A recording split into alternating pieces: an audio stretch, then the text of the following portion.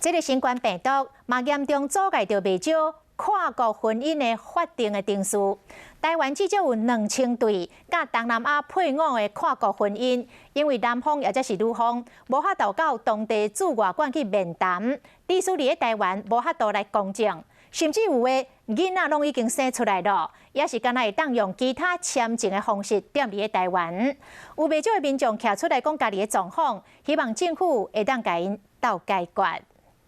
没有办法，2、3个月飞回去，儿子越来越大。李先生摕起6岁囡仔的相片，伫台湾拢准备要读小学啊，不过却是无法度团圆。我求求你们啦，不爱再了啦！拜托你们。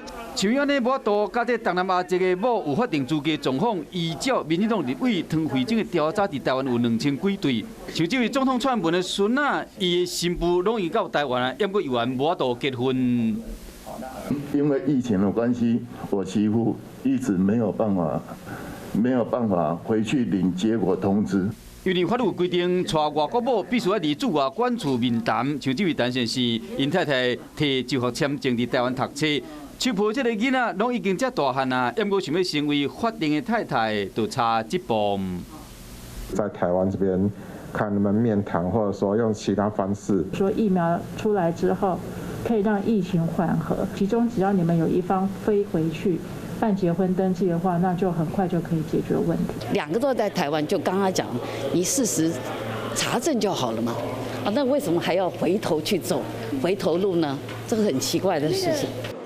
这摆做伙来တင်證的有23個案例，雖然講大個案例攏無啥相像，不過嘛攏因為疫情關係，無法度出國，無法度結婚，嘛見袂到思念的親人。